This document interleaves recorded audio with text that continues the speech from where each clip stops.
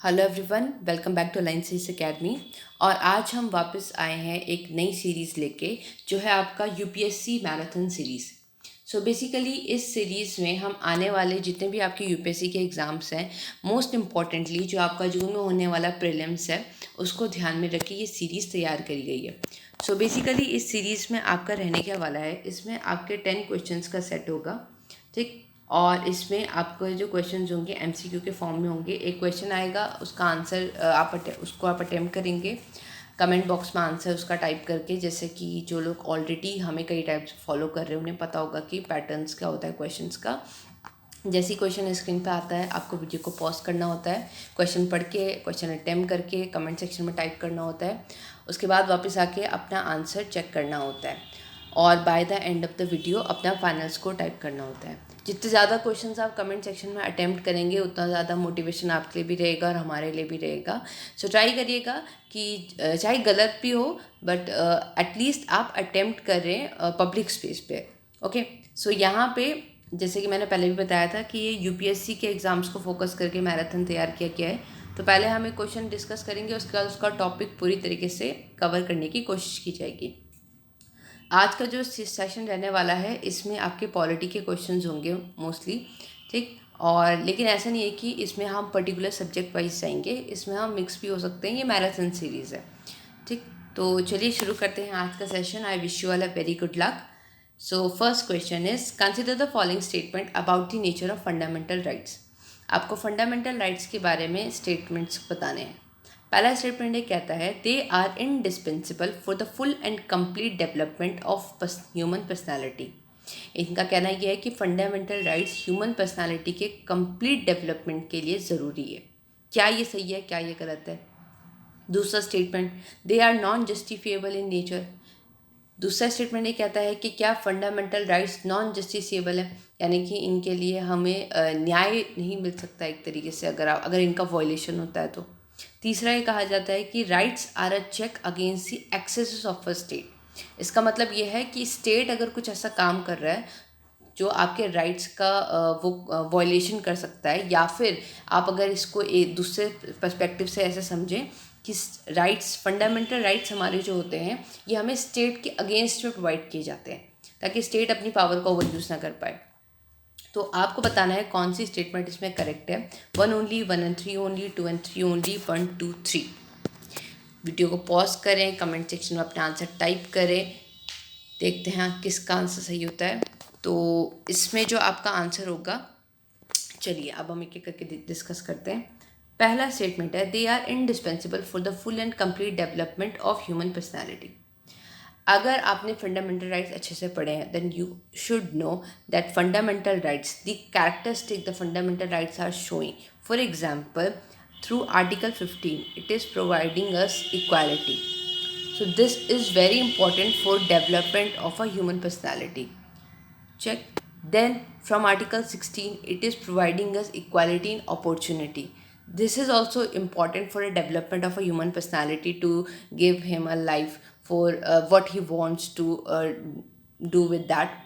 Then from other things, like from article 21 it is providing the variety of the aspects of the life to enjoy it, the life.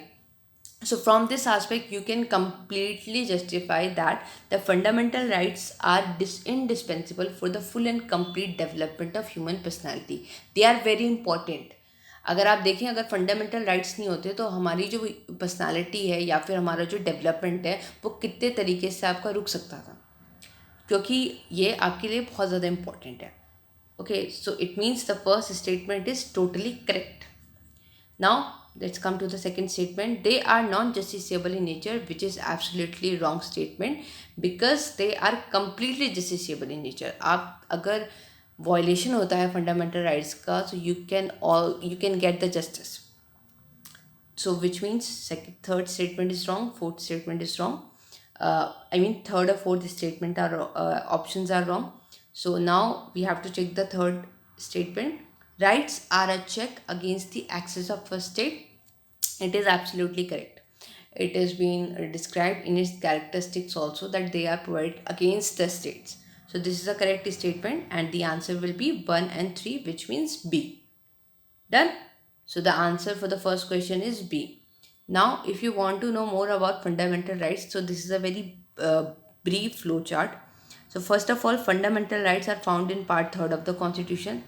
They are also known as Magna Carta of India, which means a document of supreme importance. Then it is found from the article 12 to article 35. These are all fundamental rights, and this feature of fundamental rights has been borrowed from the US and French constitution. Now a big question is that can fundamental rights are being suspended on the whims and fancies of the state? Then it is no, because the fundamental rights can only be suspended during the emergency and except article 20 and article 21. So if a state wants to suspend it on their own will, then the state cannot, because it can only be suspended during emergency, and the aspects for emergency has been also provided in the constitution. And in that sense also article 20 and 21 cannot be suspended. Then we are also having some fundamental rights which are available only to the citizens and not to the foreigners of India. Then when we talk about citizens, then those people who are having the citizenship of India. So which fundamental rights? 15, 16, 19, 29, 30. Now the fundamental rights are being divided into different categories. Article 14 to 18 comes under right to equality.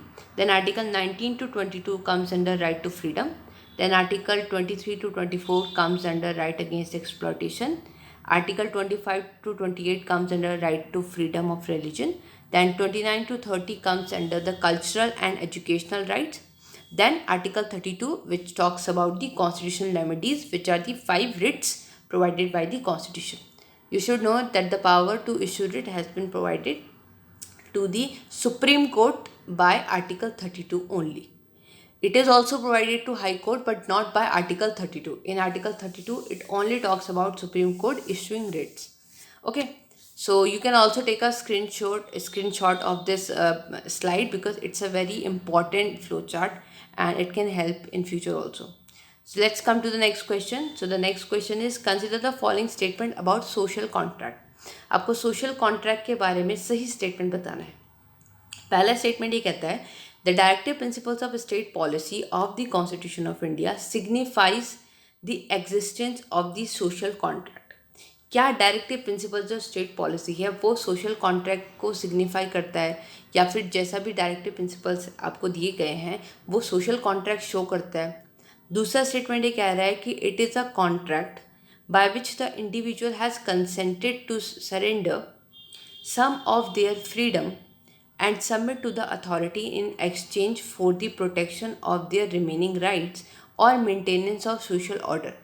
दूसरा statement का मतलब यह है कि social contract के through आपका कोई भी इंडिविजुअल जो है वो अपने राइट्स को सरेंडर करेगा, अपनी फ्रीडम को सरेंडर करेगा, और इसके बदले में जो अथॉरिटी है जहाँ पे वो अपनी फ्रीडम सरेंडर कर रहा है वो उसे कुछ प्रोटेक्शन प्रोवाइड करेगा. डन. अब आपको बताना है कि इन दोनों में से कौन सा स्टेटमेंट करेक्ट है. 1 only, 2 only, 1 and 2, neither 1 nor 2. सो अच्छा क्वेश्चन है, इसे अटेम्प्ट करें, कमेंट सेक्शन में आंसर टाइप करें. चलिए देखते हैं इसका आंसर क्या है. इसका आंसर एक एक करके देखते हैं. पहला स्टेटमेंट आपका कह रहा है कि जो DPSP है ये आपका सोशल कॉन्ट्रैक्ट को सिग्निफाई करता है, कि मतलब इसका कैरेक्टरिस्टिक ये दिखाते हैं. यहाँ पे DPSP ये शो करता है कि सोशल कॉन्ट्रैक्ट एग्जिस्ट कर रहा है. ये आपका गलत स्टेटमेंट है, क्योंकि प्रियम्बल जो है वो आपका सोशल कॉन्ट्रैक्ट जो है उसे सिग्निफाई करता है, उसकी एग्जिस्टेंस को शो करता है प्रियम्बल, ना कि DPSP. सो पहला स्टेटमेंट आपका गलत हो जाता है. दूसरा स्टेटमेंट आपका बिल्कुल ठीक है. सोशल कॉन्ट्रैक्ट जो है आपका, इसमें आपका यही कहा गया है कि आपका जो इंडिविजुअल है वो अपने किसी राइट को क्या करेगा, सरेंडर करेगा, और उसके बदले में जो अथॉरिटी है वो उसे क्या करेगी, वो उसे कुछ हेल्प, वो उसे कुछ प्रोटेक्शन प्रोवाइड करेगी. सो ये आपका सोशल कॉन्ट्रैक्ट की बात है जो कि इसमें कही जाती है, और ये आपका बिल्कुल ठीक कहा गया है सेकंड स्टेटमेंट. सो दोनों हो गए आपके. पहला स्टेटमेंट आपका गलत हो गया, दूसरा स्टेटमेंट सही. इट मीन्स आपका आंसर हो जाएगा इसमें B ओनली, यानी 2 ओनली. ओके. अब थोड़ा सोशल कॉन्ट्रैक्ट के बारे में जो मैंने आपको बताया वही यहाँ पे दिया क्या है कि यहाँ पे कहा जाता है कि ये है आपके इधर पीपल और ये है आपका गवर्नमेंट, जिसे वैसे भी कहिएगा किंग। तो सोशल कॉन्ट्रैक्ट पीपल और किंग के बीच में होगा या फिर गवर्नमेंट के बीच में होगा, ज़्यादा अच्छा ये वर्ड ये होगा। See this, people will provide power to the government, they will provide the power to the government, and the government will protect their rights, because people are not able to protect their rights by their themselves. And when people provide power to the government, power by what, they can surrender their some rights to the authority or to the government, and then the government will protect the right of the people. So this is a social contract which is found between people and the government. But there is also another case when we can see that if the government misuses its power to the people, it means the government misuses their power to the people, then the people can replace or overthrow the government. So this is also another aspect of social contract, that if the government misuse their power, then it can be overthrown by the people, because the source of the power are the people. So that's why they can also overthrow the government when they do not work or they try to suppress the people. Done. Next question. Fundamental duties are found in which part of the Constitution of India? So you have to find which part of the Constitution contain fundamental duties. Part 2nd, part 3rd, part 4th, none of the above. Sorry. So the answer will be none of the above. ये तो मैं वैसे भी बोलूँगी कि ये तो सबको ही पता होगा कि फंडामेंटल ड्यूटीज़ किस पार्ट में आती है। सो ये क्वेश्चन तो किसी का भी गलत नहीं होना चाहिए। सो आंसर इसमें 4 इसमें होगा, क्योंकि आप नन ऑफ द अबव इसलिए होगा क्योंकि फंडामेंटल ड्यूटीज़ पार्ट 4A में है, जो कि आपका ऑप्शन में नहीं था।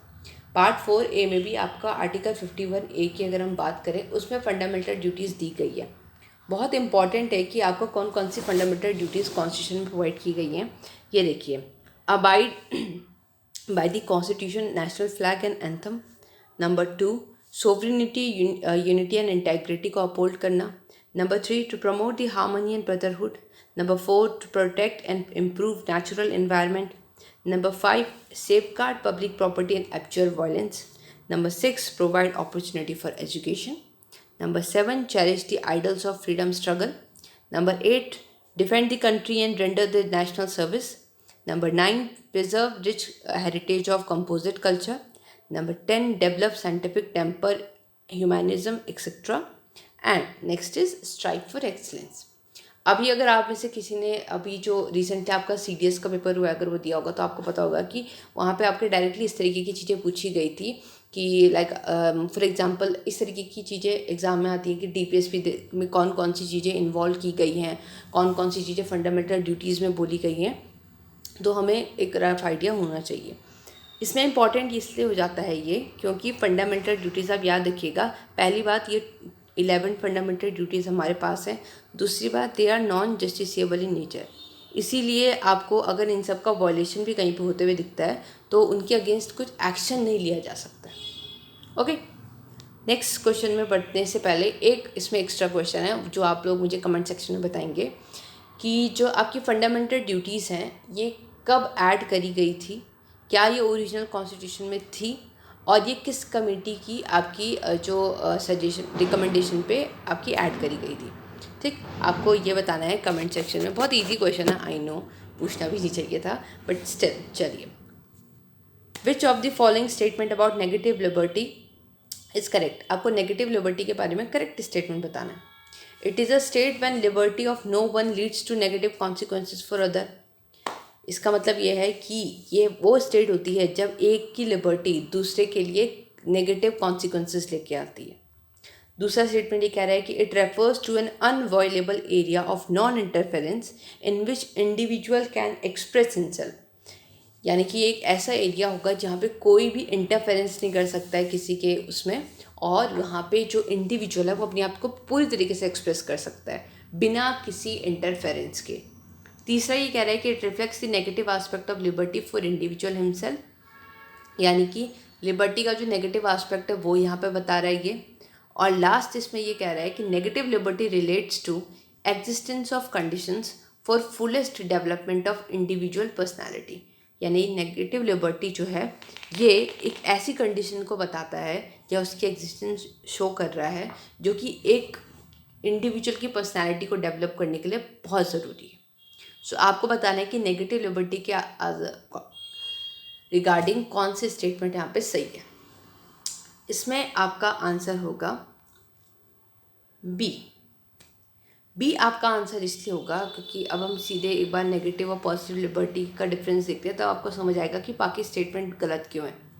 देखिए, नेगेटिव लिबर्टी आपका क्या बताता है? नेगेटिव लिबर्टी आपका ये बताता है यहाँ पे आपका कोई भी, पहले हम इसको शॉर्ट में समझते हैं फिर हम इसको पढ़ेंगे। जब हम नेगेटिव लिबर्टी की बात करते हैं तो इसका मतलब ये होता है कि बिना किसी इंटरफेरेंस के, बिना किसी सोसाइटी के इंटरफेरेंस के या फिर बिना किसी गवर्नमेंट के रिस्ट्रेंट के जो इंडिविजुअल है वो अपने एरिया को या फिर अपनी लाइफ को खुद गवर्न कर रहा है। ठीक, तो यहाँ पे पर्सनल डोमेन जो है वो जो इंडिविजुअल का है वो नेगेटिव लिबर्टी के अंदर कंसिडर किया जाता है और वहाँ पे किसी भी चीज़ का इंटरफेरेंस, किसी भी एक्सटर्नल अथॉरिटी का इंटरफेरेंस नहीं देखा जाता है। जबकि हम पॉजिटिव लिबर्टी की बात करें तो यहाँ पे थोड़ा बहुत जो सोशल डोमेन है उसे भी चेक किया जाएगा, यानी कि जिस समाज में आप रह रहे हैं उसके भी जो कंडीशंस हैं उनको भी ध्यान में रखा जाएगा, प्लस अपनी जो लिबर्टी है उसको भी रखा जाएगा। तो दोनों को बैलेंस करके चलने की बात आपकी पॉजिटिव में हो सकती है। लेकिन अगर आप नेगेटिव लिबर्टी की बात करें तो यहाँ पे अगर हम देखें तो ये एक तरीके से इस तरीके से होगा कि आप जिस सोसाइटी में रह रहे हैं आप उनकी कंडीशंस को या फिर उनके जो कल्चर है, उनकी जो प्रैक्टिसेस हैं जो कि एक सोसाइटी में रहने के लिए ज़रूरी हैं, आप उनको ना कंसिडर करते हुए अपनी पर्सनल जो राइट्स हैं, अपनी पर्सनल चॉइसेस हैं उनको ज़्यादा महत्व दे रहे हैं। सो यहाँ पे नेगेटिव लिबर्टी का एस्पेक्ट आपका ये आता है। अब यही देखिए, ये डेफिनेशंस भी ये कह रही हैं कि negative liberty defines and defends the area of an individual's life where no external authority can interfere. और जब हम पॉजिटिव लिबर्टी की बात करते हैं तो यहाँ पे क्या है, area of society where an individual can be free with some constraints made by the society and the government. यानी कि individual is free but with some constraints. और ये कंस्ट्रेंट्स कौन लगाएगा? सोसाइटी लगा सकती है, गवर्नमेंट लगा सकती है, लेकिन कुछ तो होगा। ओके, इसके अलावा अगर बहुत ही 2 वर्ड्स में अगर आपको इसको डिफाइन करना हो तो नेगेटिव लिबर्टी क्या बोलती है, ये इस आइडिया पर बेस है, फ्रीडम फ्रॉम, और पॉजिटिव लिबर्टी फ्रीडम टू के आइडिया को एक्सप्लेन करती है। डन। यहाँ पे जैसे कि मैंने पहले भी कहा था, it not concern with the condition of society and it is concern with the enabling conditions of the society, and this area comes into personal domain of individual and comes into social domain। तो positive liberty आपके social domain के अंदर आ जाती है, लेकिन negative liberty personal domain के अंदर आती है। Negative liberty, more negative liberty leads to more freedom, more positive liberty checks excess of freedom of an individual which could be obstruction for social stability.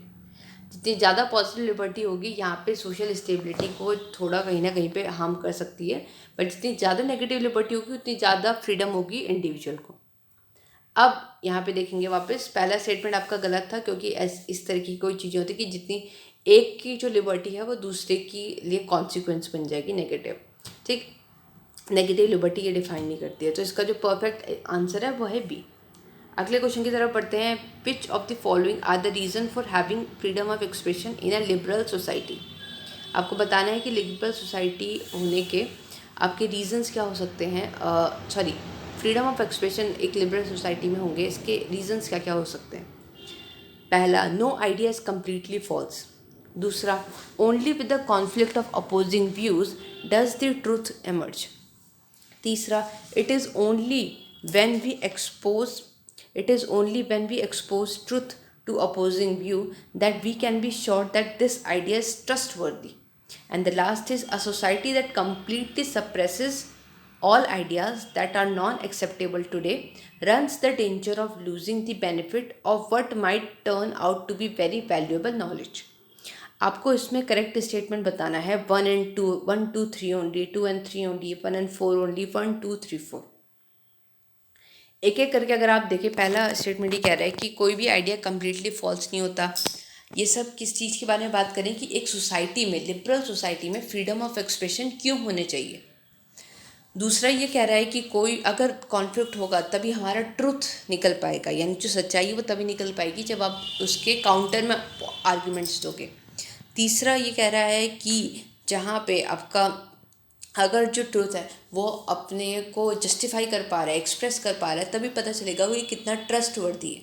और लास्ट ये कह रहा है कि वो सोसाइटी जो इस तरीके के सारे आइडियाज़ को सप्रेस करती है वो कहीं ना कहीं अपनी वैल्यूएबल नॉलेज को खो देती है, जो कि इन आइडियाज़ से काउंटर करने से, डिस्कशन करने से निकल सकते हैं। अब आपको बताना है कि इसमें से कौन कौन सा सही है।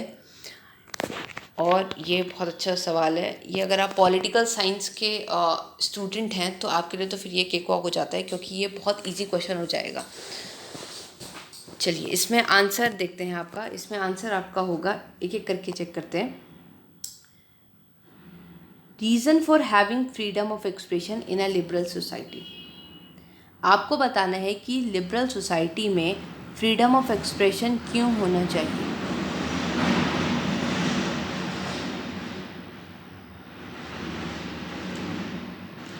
इसका आपका जो आंसर है वो है आपका 1 2 3 4। अगर आपने कभी पढ़ा होगा जॉन स्टुअर्ट मिल को, तो वो यही कहते हैं कि अगर 100 लोग हैं एक सोसाइटी में और 99 जो लोग हैं वो यस कह रहे हैं, और अगर एक जो पर्सन है वो नो कह रहा है, तो अगर हम नॉर्मल सेंस में देखें, अच्छा इसको हम दोबारा से समझते हैं। अगर हम इसे नॉर्मल सेंस में देखें कि मान लीजिए 100 लोग हैं, या फिर 100 भी हम बड़ा नंबर लेके चल रहे हैं, मान लीजिए 10 लोग हैं, ठीक है, जिसमें से 9 लोग हैं जो कि अग्री करते हैं कि हमें क्या करना है, हमें कहाँ जाना है। चलो मान लीजिए 9 लोग हैं एग्री करते हैं कि हमें कल लच्छी वाला जाना है, घूमने जाना है, ठीक है। 9 लोग हैं जो येस करते हैं कि हमें कल लच्छी वाला जाना है, लेकिन उसमें से एक पर्सन है जो कि ये बोलता है कि नहीं हमें कल लच्छी वाला नहीं जाना है, नो करता है। तो अगर हम नॉर्मल सेंस में देखें तो ये ट्रिप क्या है, यस मानी जाएगी, क्योंकि जो मैक्सिमम लोग हैं वो इसके फेवर में बात कर रहे हैं।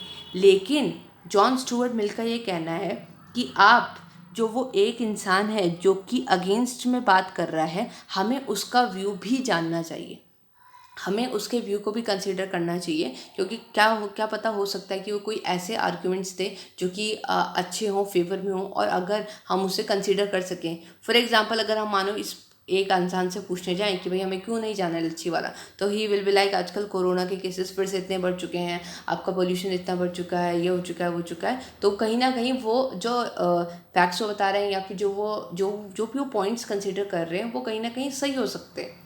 और कहीं ना कहीं ये जो 9 लोग हैं फिर वो इनको कंसिडर करके अपने सेफ्टी मेजर्स को भी ले सकते हैं, यानी कि वो अपने मास्क कैरी कर सकते हैं, वो अपने साथ सैनिटाइजर्स कैरी कर सकते हैं, वो अपने साथ जो सनस्क्रीन्स हैं वो कैरी कर सकते हैं, क्योंकि धूप बहुत हो चुकी है।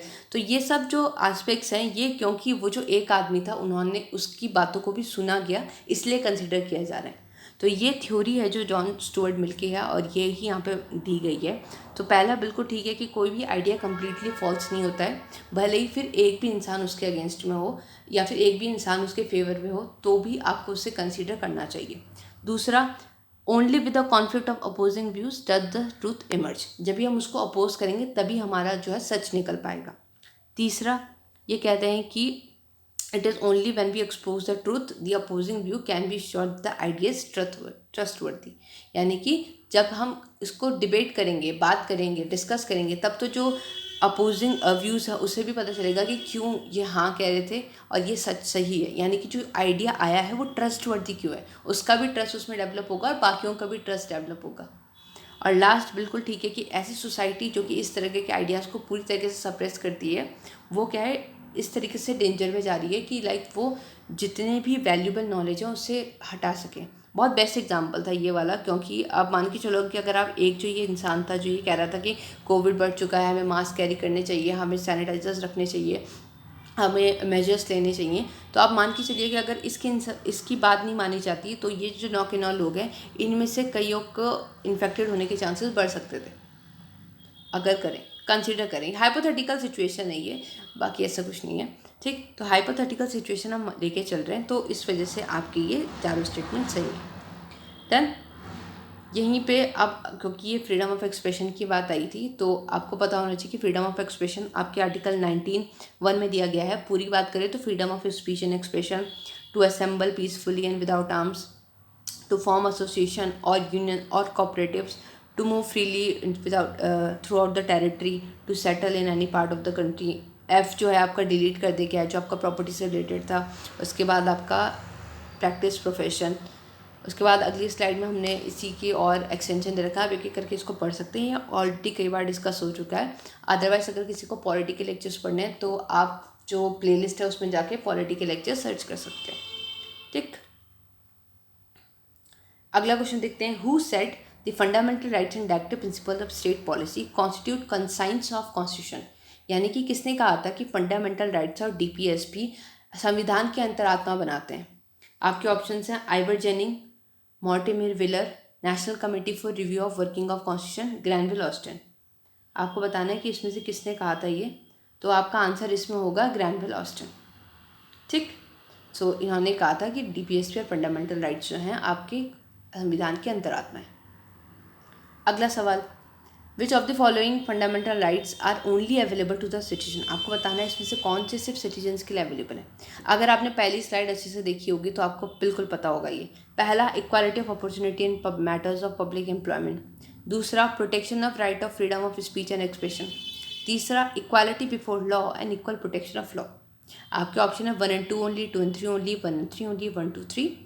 बहुत इजी क्वेश्चन है ये, बहुत ज़्यादा इजी। और आपका आंसर इसमें हो जाएगा 1 and 2 ओनली, क्योंकि आर्टिकल 14 आपका फॉरेनर्स को भी अवेलेबल है। ये आपके एक बार कंपाइल कर दिया गया है, आप इसका स्क्रीनशॉट ले सकते हैं कि कौन कौन से आपके सिर्फ सिटीजन को हैं। तो 15, 16, 19, 20 and 30 हमने पहले बता दिया था, और इसके अलावा जितने भी होंगे वो सबको अवेलेबल होंगे। डन। अगला सवाल, consider the following statement about economically weaker section. पहला स्टेटमेंट है it is defined by the constitution. क्या इकोनॉमिकली वीकर सेक्शन कॉन्स्टिट्यूशन में डिफाइन किया गया है। दूसरा, state can make special provision for admission of EWS to all private educational institution unaided by state. तीसरा, reservation for EWS would be in addition to existing reservation and subject to a maximum 10% of total seat in each category. आपके option हैं 3 only, 2 only, 1 and 2 only, 2 and 3 only. और इसमें आपका जो answer होगा वो होगा आपका 3 ओनली। देखिए 3 ओनली इसलिए है, पहली बात इकोनॉमिकली वीकर सेक्शन आपका कॉन्स्टिट्यूशन में डिफाइन नहीं किया गया है, 103rd अमेंडमेंट के थ्रू ये लाया गया था। दूसरी बात, state can make special provision for admission of EWS to all private educational institution unaided by state. यहाँ पे माइनॉरिटी इंस्टीट्यूशंस को एक्सेप्शन में रखा गया है। माइनॉरिटी इंस्टीट्यूशंस में आपका EWS नहीं लगता है, इसलिए आपका ये स्टेटमेंट गलत है। बाकी तीसरा स्टेटमेंट बिल्कुल ठीक है, मैक्सिमम 10% होनी चाहिए, तब इसमें आपकी सीट जो हो जाएंगी एग्जिस्टिंग रिजर्वेशन में एडिशन करके। EWS के बारे में अगर आप देखना चाहें तो इसमें आपके जो क्राइटेरिया हैं वो हैं कि जो फैमिली है उसकी इनकम 8 लाख से कम होनी चाहिए पर एनम। एग्रीकल्चर लैंड अगर है तो 5 एकड़ से कम होना चाहिए। रेसिडेंशियल फ्लैट है तो 1000 स्क्वायर फीट से कम का होना चाहिए। रेसिडेंशियल प्लॉट भी है तो 100 या फिर 100 या फिर आपका 200 स्क्वायर यार्ड से कम होना चाहिए। अगला सवाल, which of the following is not enshrined in the 3rd schedule of the constitution. कौन सा 3rd शेड्यूल में नहीं है। Oath of minister of union, oath of president, oath of CJI यानी chief justice of India, and last is all of the above. आपको बताना है इसमें से क्या है जो कि आपका 3rd शेड्यूल में नहीं है। तो इसका आंसर होगा आपका बी वाला, यानी कि ओथ ऑफ प्रेसिडेंट। क्यों नहीं है, देखिए अगर आप शेड्यूल्स की बात करें तो 1st शेड्यूल में स्टेट और यूनियन टेरिटरीज़ के नाम बाउंड्रीज दी गई हैं। दूसरे में आपका क्या बोला गया है, जो talks about all the salary details of president, powers, salary, all.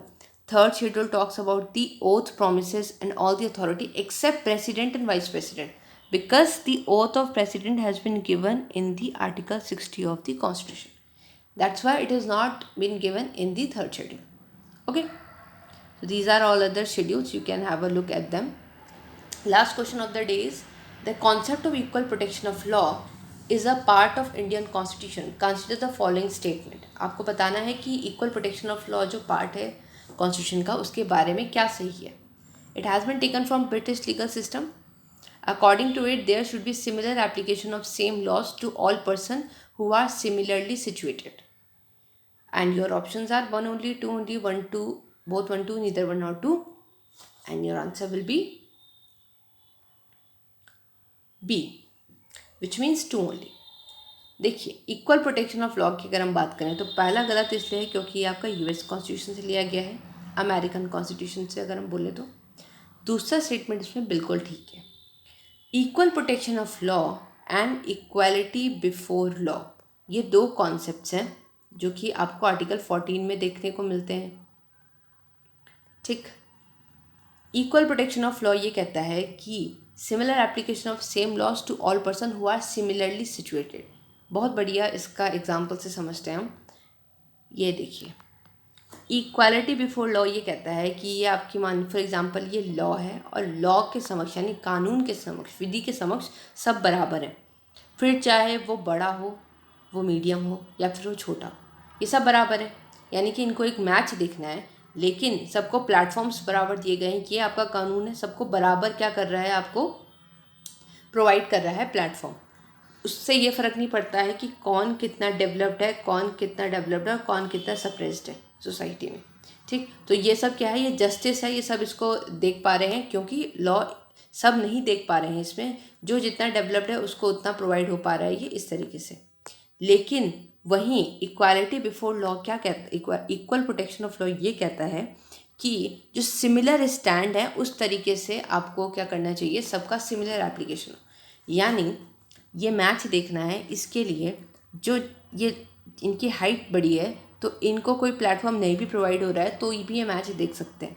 लेकिन इनकी थोड़ी सी छोटी है तो इनको एक प्लेटफॉर्म प्रोवाइड किया गया है तब ये मैच देख पा रहे हैं, और इनकी बिल्कुल छोटी है तो इनको 2 प्लेटफॉर्म प्रोवाइड किए गए हैं तब ये मैच देख पा रहे हैं। इसका मतलब ये है कि सोसाइटी में जो जितना सप्रेस है उसको उतना ज़्यादा प्रोटेक्शन या फिर अपलिफ्टमेंट मिल सकता है लॉ के थ्रू, ताकि वो भी इक्वल प्लेटफॉर्म पे आ सके, वो भी मैच को उतना ही इन्जॉय कर सके जितना और लोग कर पा रहे हैं। मैच को इन्जॉय करने का मतलब ये जो भी आपके बेनिफिट्स हैं जो सबको मिल रहे हैं वो भी उसको इन्जॉय कर पाए।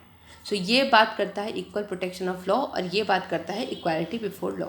तो अब आप इसको समझ गए होंगे कि किस तरीके से इस दोनों में दिया गया है। ठीक, सो आज के इसके लिए इतना ही। Thank you so much, thanks for watching. अगले सेशन में मिलते हैं फिर 10 क्वेश्चन के साथ। आई होप आप लोगों को वीडियो पसंद आई होगी तो लाइक शेयर सब्सक्राइब कमेंट ज़रूर करिएगा, और हाँ, अपना फाइनल स्कोर जरूर टाइप करिएगा। मैंने पहले भी कहा है, हमेशा कहते हैं it is very motivating for us also, and आपके लिए भी काफ़ी अच्छा होगा। So thank you so much, मिलते हैं नेक्स्ट वीडियो में।